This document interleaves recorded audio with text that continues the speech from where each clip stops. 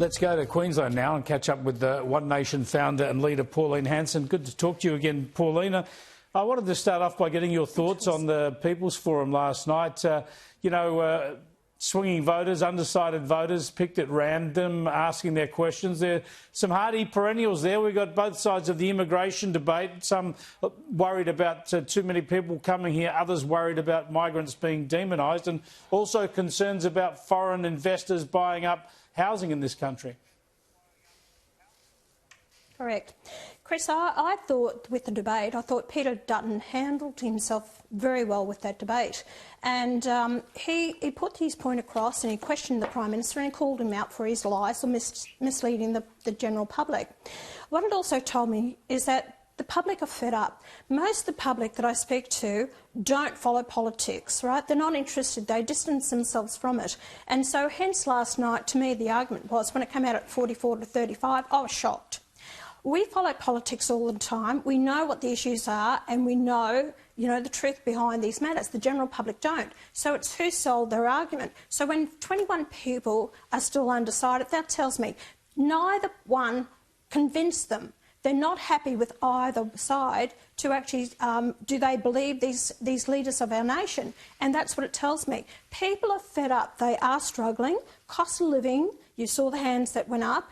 They're fed up. They don't know who to believe anymore. Like I said, the general public turn off from politics. Yeah, look, I thought that's an accurate observation. A lot of people only dip into politics when they need to, and they're probably all the wiser for it in many ways.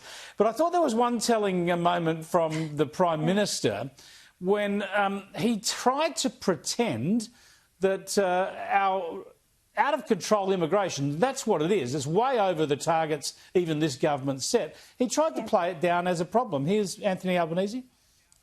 The truth is the population today is lower than what was anticipated in 2019 it was going to be. The migration levels fell in the last year by 31% in one level. Nothing to see here from Anthony Albanese. Move on. That's a ridiculous statement for him to make. We weren't supposed to reach about 27 million to about 2040, 2050. I just don't know the figures off the top of my head, Chris.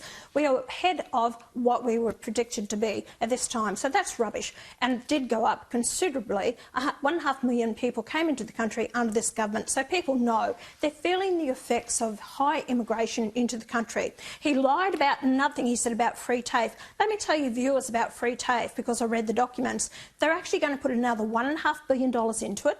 Under this government, we've got 80,000 fewer apprenticeships. There's only a 13% pass rate in the TAFE colleges, and on top of that, they're going to open it up for foreign visa holders. So you tell me, is that in the best interest of Australians? No, it's not.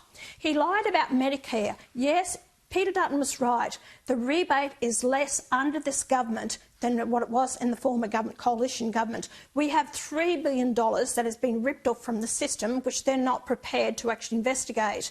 People are paying with their credit cards. They can't get it. And most of the people out there can't even get in to see a doctor, let alone get, rebates from it on the Medicare. So again, he's lied. And another thing I'll say, Chris, is he said that he's going to have 87 clinics open for medical.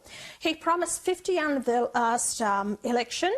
Only 2 run 24/7. He said 50 would be running 24/7.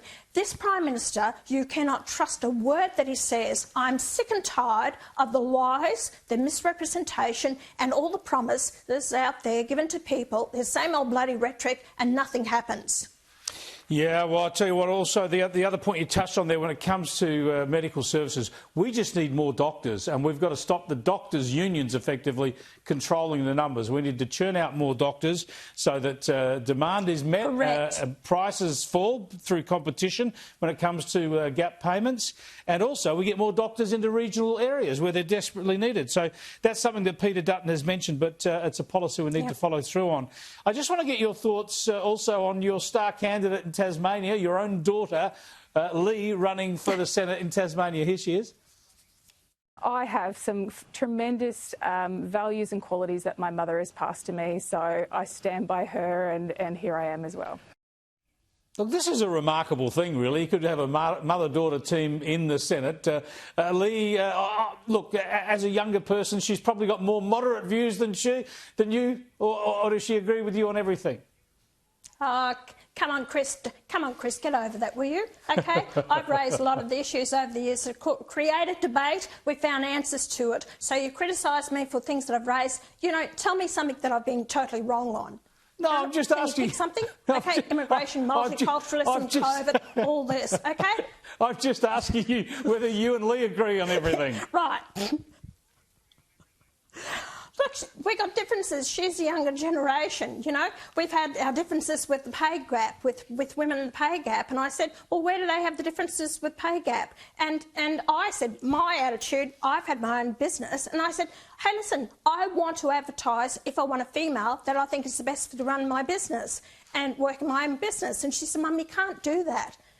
And I said, well, why waste my time if I'm going to get someone that a male's not going to hang around because he's looking for a full-time job? So you waste my time training them. You know, there's different things, yes, we disagree with, but she puts a different perspective on it. So I listen to what she has to say from the younger generation. She's worked in HR, she's worked in corporate, she's worked in Tas University, she's worked with these people. She's a very smart girl. I'm very proud of her, and I'm telling all the people in Tassie, if you want true representation in Tassie, you vote for Lee Hanson. Yeah, well, fantastic. It's great that she wants to follow you into the vocation of politics because she's seen how tough it is. Yet she's still putting up her hand. Thanks for joining us again, Pauline. I appreciate it.